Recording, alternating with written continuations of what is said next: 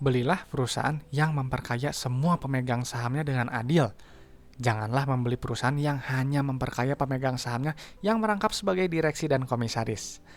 Oke teman-teman, saya Edwin dari channel Analisis Laporan Keuangan.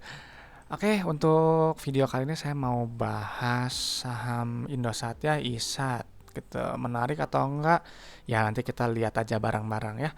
Jadi ya kita disclaimer dulu ya. Jadi materi ini disusun oleh saya sendiri Edwin dengan tujuan berbagi analisis laporan keuangan ya dari sudut pandang pribadi saya. Jadi isi materi ini, isi video ini hanyalah sifatnya edukasi dan informasi umum ya, bukan rekomendasi investasi dan bukan dimaksudkan sebagai ajakan buy, hold atau sell suatu saham yang disebut. Ini ya ISAT. Jadi setiap keputusan investasi itu adalah tanggung jawab masing-masing teman-teman ya. Jadi teman-teman harus riset mandiri ya atau konsultasi dengan yang ahli kalau perlu. Dior. Nah, jadi untuk menilai suatu perusahaan, saya itu menggunakan 3 kriteria utama. Yang pertama adalah perusahaan yang membagikan dividen gitu ya. Ini wajib sekali gitu ya. Kenapa harus bagi dividen? Karena perusahaan yang membagikan dividen itu adalah perusahaan yang sudah terbukti menghasilkan keuntungan. Satu. Dua, keuntungannya itu disisihkan dan bisa dinikmati oleh kita pemegang sahamnya. Gitu ya.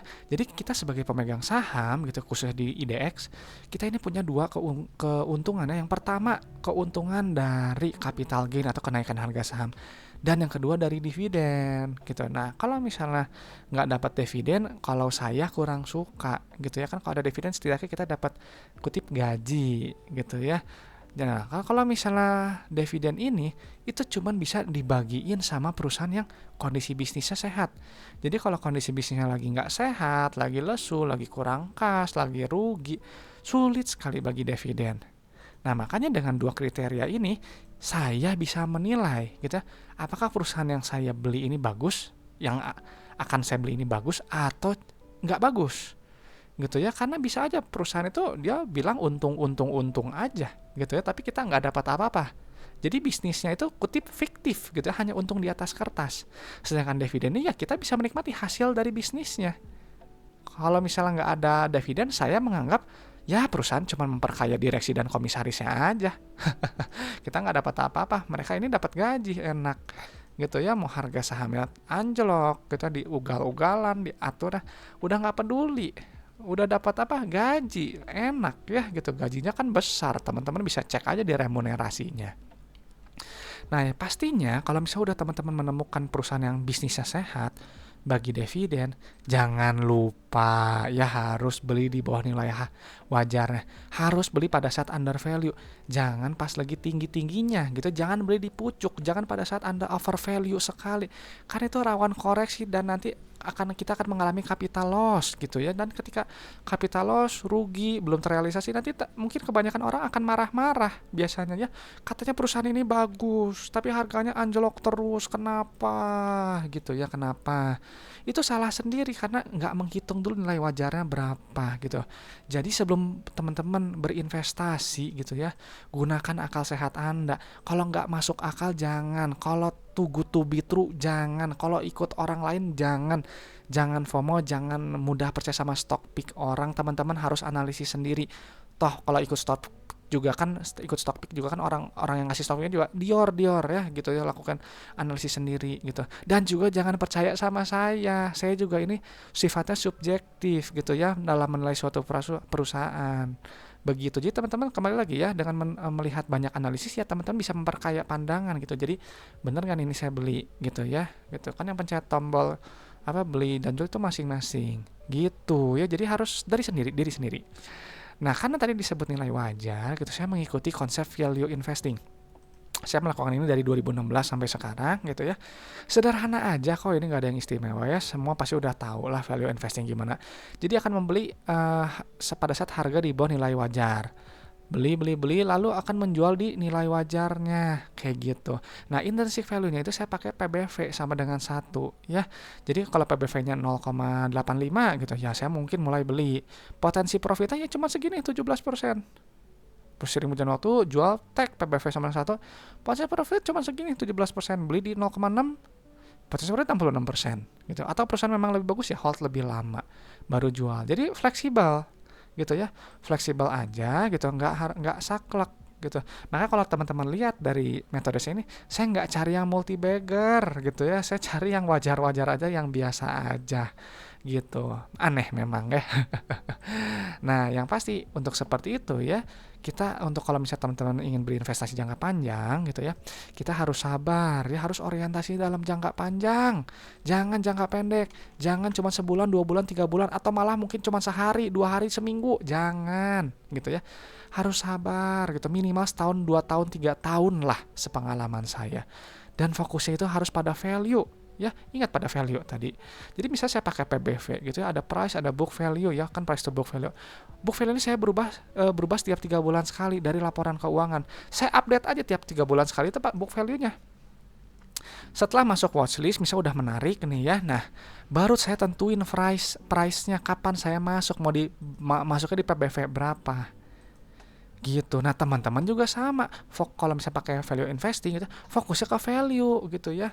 Bebas mau ngitungnya value-nya gimana, mau pakai DCF, mau pakai enterprise value atau mau pakai lain, sama aja. Yang penting fokus value-nya dulu, baru nanti ke price entry-nya gitu. Kenapa harus seperti ini?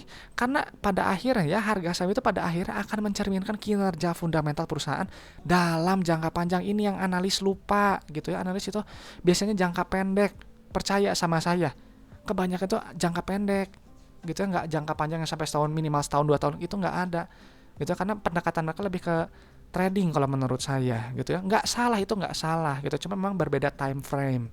Nah pastinya gitu ya, ini memang fakta si kalimat ini gitu ya. Coba deh teman-teman lihat perusahaan yang gocap, yang jelek, itu kan kenapa saya bilang jelek ya, karena perusahaan bermasalah, bisa dicek di laporan keuangannya gitu ya. Kalau memang teman-teman udah biasa baca laporan keuangan, pasti ngerti kok. Oh, wajar nih perusahaan gocap, parkir di 50 kayak gitu ya. Nah, jadi saya menggunakan apa? Nah, saya menggunakan fundamental, betul fundamental, tapi hanya analisis laporan keuangannya aja. Fokusnya sebagian besar di sini gitu. Jadi saya nggak begitu melihat yang lain gitu. Kan dari laporan ini buat saya udah cukup melihat semuanya.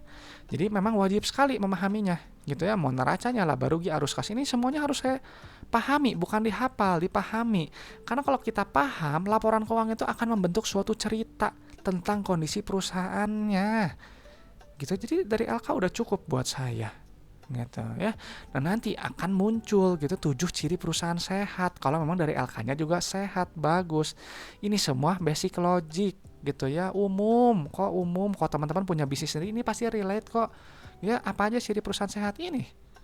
Bisnisnya sehat, uang kasnya nyata, ya likuiditasnya cukup, keberlangsungan operasinya normal gitu ya, baik gitu ya. Bisa bayar dividen, nggak bergantung utang terlalu besar, bertumbuh ya, berekspansi jangka panjang, menjaga kepercayaan kita investornya dan juga pemberi pinjaman.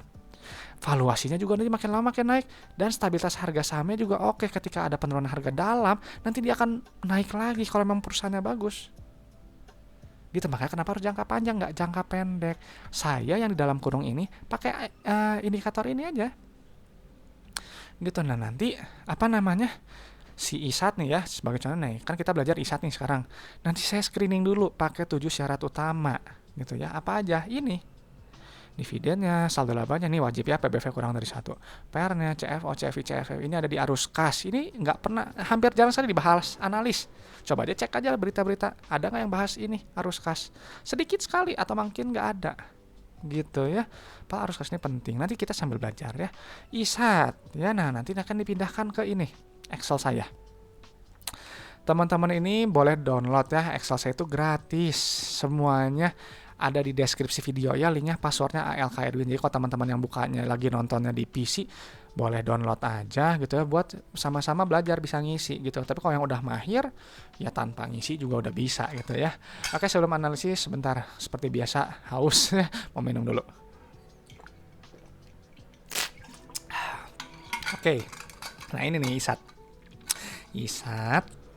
Tadi kan screeningnya saya bilang ada apa, dividennya ya. Nah, dividennya ini saya udah dapat nih datanya ya. 3 tahun terakhir ini bagus ya membagikan dividen. Saya mencari perusahaan yang minimal 3 tahun bagi dividen. Karena kalau 3 tahun terakhir bagi dividen, artinya perusahaan itu sudah stabil. Jadi kalau salah satu yang nggak terpenuhi, ya udah close aja laporan keuangannya gitu ya, nggak perlu dilihat lagi, artinya nggak menarik, nggak lolos screening. Nah karena ini udah lolos ya 3 tahun terakhir bagi dividen, ya isi aja oke, berarti lolos gitu ya.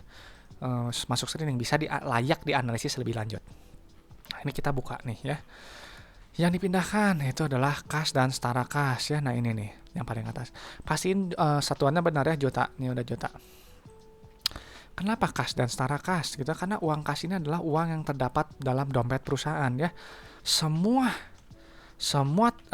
kegiatan perusahaan, mau bayar, mau nerima pembayaran, itu semua pakai uang kas ya. Jadi uang kas ini sangat penting. Nanti uang kas ini digunakan untuk aktivitas ini, operasional, investasi atau ekspansi, dan juga pendanaan atau pembayaran pinjaman. Gitu sederhananya. Makanya ini penting sekali. Kas nggak boleh terlalu kecil gitu. Kalau terlalu kecil kan ya mau gimana bayar ya. Nggak boleh terlalu besar, artinya nggak efisien. Kok uang kasnya nganggur? Gitu. Kita harus sweet spot lah gitu ya, seimbang. Nah ini uang kasnya naik ya, bagus ya. Kenapa naik nggak tahu. Nanti kita lihat. Langsung cek ke ekuitas. Nah ini ekuitas ya. Nah, ekuitas ini pilih bagian saldo laba. Nah, ini nih saldo laba ya, teman-teman pindahin.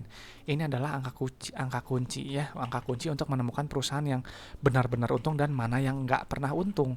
Gitu. Maksudnya gimana, Pak Edwin? Jadi gini, saldo laba itu adalah akumulasi keuntungan, total keuntungannya yang terakumulasi selama perusahaan ini berdiri gitu. Jadi dari pertama kali perusahaan ini beroperasional gitu, berdiri sampai laporan kuartal ini gitu ya, 2025 Q2 telah menghasilkan profit sebesar 14,2 triliun.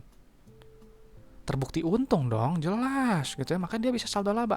Kalau dia nggak ada saldo labanya atau defisit atau akumulasi rugi, nggak akan bisa bagi dividen gitu. Dia akan menggerus modal, dan kalau menggerus modal ya pasti harus pinjam ke bank atau suntik modal, buruk sekali gitu ya. Jadi ini angka kunci buat saya pribadi gitu, ini yang paling penting ya gitu. Nah jadi gitu ya, saldo laba ini kalau udah dapat langsung loncat ke ini, ke ekuitas pemilik.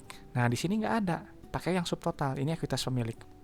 Pokoknya angka sebelum non KNP ya, kepentingan non pengendali, isiin di sini.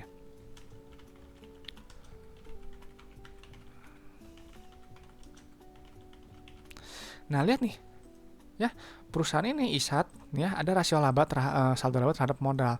Ini cuma 0,65. Ini perusahaan belum balik modal artinya. 0,65 ini artinya apa? Misalnya teman-teman punya modal 1 miliar bisnis ya, baru profitnya itu baru 650 juta. Gitu ya. Cuman memang belum di luar dividen gitu. Cuman buat saya yang bagus itu minimal 1. Kalau 1 kan berarti teman-teman modal 1 miliar udah untung 1 miliar.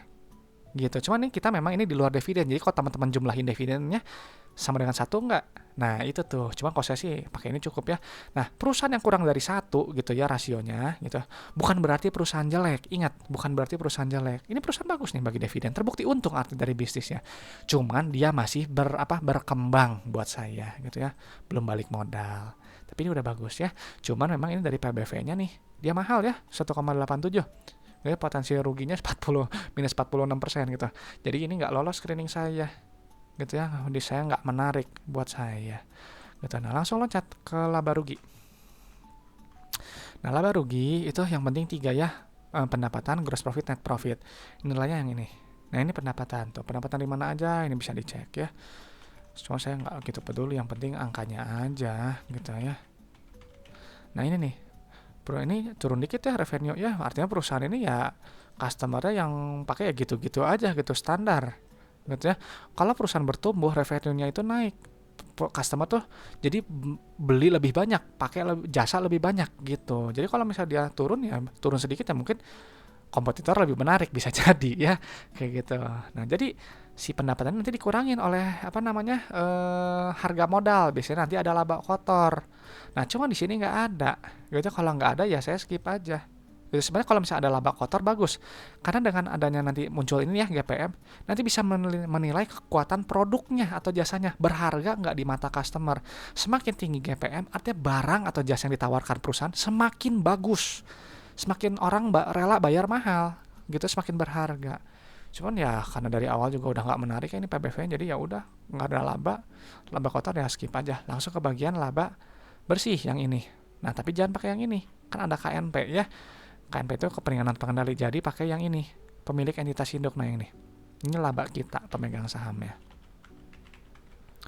Nah ini ada penurunan ya, penurunannya berapa persen? Ya sekian gitu. Nah ini memang kalau kita lihat gitu dari segi profitabilitas ini PR-nya masih terlalu mahal ya, masih borderline lah kurang dari 15. Ya udah oke, kurang dari 15, cuman borderline lah, mepet-mepet. Kalau menarik ya di bawah 10 buat saya gitu, masih kemahalan ya. Jadi kalau misal 13 ini asumsinya gini, teman-teman itu harus hold selama 13 tahun untuk balik modal. Karena PER itu adalah waktu yang dibutuhkan dalam tahun untuk balik modal secara teoritis kalau misalnya EPS-nya ini dia sama nggak bertumbuh. Gitu. Makanya kalau misalnya investasi jangka panjang ya holding period itu sesuai PER kalau bisa minimal gitu. Kalau misalnya PER 5 ya hold 5 tahun. Kalau PER 10 belinya di 10 ya setidaknya hold 10 tahun gitu. Ya itu sih teori aja ya. Nah jadi secara profitabilitas ini udah lumayan agak murah sedikit ya. Nah sekarang kita cek ke arus kas ya. Ini laporan yang sering dilupakan analis. Kita paling penting sebenarnya. Yang terpenting itu adalah ini penerimaan kas, validasi penghasilan, validasi pendapatan ini. Angka yang paling atas ya, isiin dulu ya. Nah yang atas ini gitu ya. Nah ini lihat keluar rasionya, receipts to revenue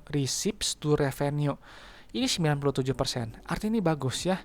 Perusahaan itu gitu ya, kan dia mencatatkan penjualan sebesar 27 triliun, terima uangnya 26,5 triliun. Bagus, 500 miliar itu nanti jadi bentuk piutang gitu. Yang gampangnya kayak gitu.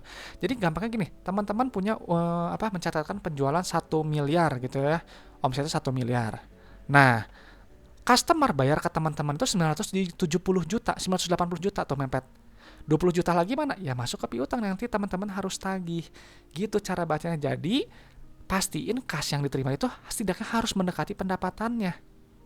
Kalau jomplang sekali artinya customer tuh DP, cuman DP doang ya. Nanti makin lama jadi piutang yang nggak tertagih. Perusahaan jadi kurang kas. Kalau kurang kas mau gimana? Minjam ke bank atau suntik modal. Teman-teman punya bisnis, nggak ada uang kas. Mau bayar karyawan, mau bayar supplier, nggak bisa. Minjam ke bank, bayar bunga atau suntik modal. Kalau udah bayar bunga, beban bunganya tinggi, menggerus lagi, makin rugi. Itu tuh, kita harus menyederhanakan perusahaan itu kayak bisnis kita gitu ya.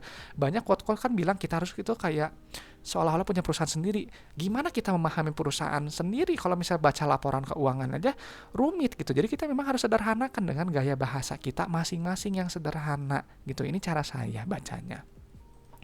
Jadi ketika teman-teman receive to revenue yang bagus yang mendekati 100%, itu artinya perusahaan itu punya manajemen penerimaan kas yang baik gitu ya. Jadi jangan terlalu jomplang. Nah, jadi teman-teman udah terima nih uangnya 26,5 triliun.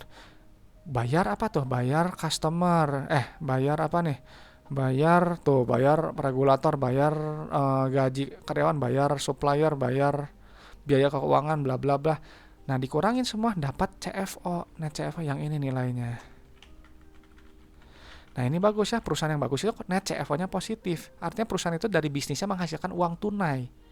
Real gitu ya. Bukan untung-untungan di atas kertas, tapi nggak dapat uang kas. Gitu, ngerti kan maksudnya. Jadi teman-teman bisa jual omsetnya 1 miliar gitu ya. Customer-nya cuma bayar 100 juta. 900 juta lagi kemana? Gitu susah gitu. Nah udah terima cuma 100 juta bayar ini itu nombokin. Nah jadi uangnya ini nanti digunakan untuk ekspansi. Yang ini investasi ini adalah uang untuk ekspansi tuh, perolehan aset tetap ya. Perusahaan harapannya semakin lama makin besar, nilainya yang bagus itu negatif kayak gini ya. Tuh bagus nih nilainya ya, secara pola yang ini bagus gitu. Tuh kan kalau misalnya dia nilai plus, penjualan aset tetap ya bayangin aja teman-teman jualin aja aset terus, mau malah rugi dong. Nah makanya yang bagus dia negatif ya. Jadi uangnya ini setelah buat ekspansi, buat juga ini bagian pendanaan. Pendanaan ini berkaitan dengan pinjaman ke bank. Kalau nilainya plus kayak gini nih, tuh menerima pinjaman jangka panjang gitu ya. Bagus nggak? Ya tergantung gitu ya, bagus atau enggak. Cuman yang pasti kan tuh kalau kita membayar dia ada nilainya negatif. Nah pastiin kalau saya net CFF-nya itu angka finalnya yang negatif yang bisa. Artinya perusahaan itu dia membayar pinjaman lebih besar daripada pinjaman yang diterima. Cuman lebih bagus kalau misalnya secara eksplisit ditulis ya, misalnya kayak ini, penerimaan pinjaman jangka panjang 5,7. Nah, tapi ada pembayaran dari pinjamannya 5,8. Lebih tinggi daripada itu, daripada yang penerimaannya. Nah, itu lebih bagus, lebih sempurna. Tapi ini juga udah bagus ya, ini udah negatif. Tuh dia bayar obligasi, bayar ini itu ya, gitu ya. Makanya kenapa kita harus cari perusahaan yang pro terhadap pemegang sahamnya, bukan direksi komisaris gitu. Kita harus lihat uang kasnya ini nyata enggak. Dan ini secara pola arus kas bagus ya. Tuh ada penambahan uang kas. Ini bagus nih, polanya bagus. Jadi ISAT gimana nih menurut Edwin? Menurut saya ISAT nih menarik ya, karena dia dividennya kan bagus ya, rutin.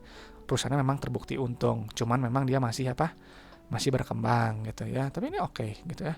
Saldo labanya juga positif ya. Oh, menarik gitu. Nah, tapi sayang masih kemahalan. PBV-nya masih di atas 1 ya, 1,8 gitu. Jadi saya nggak akan beli saham yang PBV-nya lebih dari 1 gitu. Karena ya ini nih, kan potensial profitnya ini bisa teman-teman cek aja gitu ya. Nah, secara profitabilitas gimana si ISAT? Ini oke, karena dia menghasilkan keuntungan. Tapi memang PERA ini masih borderline ya, masih tipis sekali ya, di bawah 15-nya. 14 sih menurut saya masih belum in lah, belum masuk ya, belum oke. 14, 13 ya, PERA ini 13. PERA ini 13-nya masih belum in gitu ya. Berarti saya tadi salah ya. 14-nya harusnya 13 gitu ya. Ini nih. Gitu ya, masih belum oke gitu ya, masih kemahalan gitu. Nah, secara arus kas ini bagus ya. Perusahaan ISAT punya manajemen arus kas yang baik gitu ya. Dia menghasilkan tunai yang bagus gitu, yang ada real buat ekspansi, bisa buat bayar pinjaman juga gitu ya. Saya salah ketik. Nah, ini nih tuh. Ini bagus gitu ya. Ini sehatnya perusahaan yang sehat secara arus kas juga, dan profitabilitas juga bagus ya. Nah, jadi gimana untuk Edwin ya? Saya sih skip ya, karena ya kemahalan ya, tadi PBV kurang dari 1. Cuman selepas ini bagusnya profitable dan juga arus kasnya bagus. Oke teman-teman, jadi saya rasa ISAT sampai di sini gitu ya menurut saya. Nah, untuk teman-teman ISAT menarik nggak gitu ya? Saya nggak tahu. Boleh teman-teman kasih pendapat teman-teman di kolom komentar. Kalau teman-teman merasa ada saham yang mau dibahas gitu, boleh request gitu ya, request aja sahamnya apa, tapi tulis juga dong alasannya kenapa harus dibahas itu, supaya biar menarik gitu ya, kenapa orang tuh saya harus bahas saham itu gitu. Atau teman-teman juga punya pertanyaan seputar investasi saham, tulis juga di kolom komentar, nanti saya balas, saya respon gitu. Jadi teman-teman yang lain juga tahu ya, jadi bahan diskusi bersama supaya kita sama-sama bertumbuh bersama gitu ya. Nah, oke, itu aja mungkin. Sekali lagi semoga analisis dari saya bermanfaat gitu ya. Semoga teman-teman juga ya semakin banyak insight lah, semakin bisa bijak gitu ya, memperkaya sudut pandang dalam memahami perusahaan gitu ya lewat laporan keuangan gitu. Berarti di sini ISAT. Oke teman-teman, saya Edwin dari channel analisis laporan keuangan. Sampai jumpa di video-video berikutnya.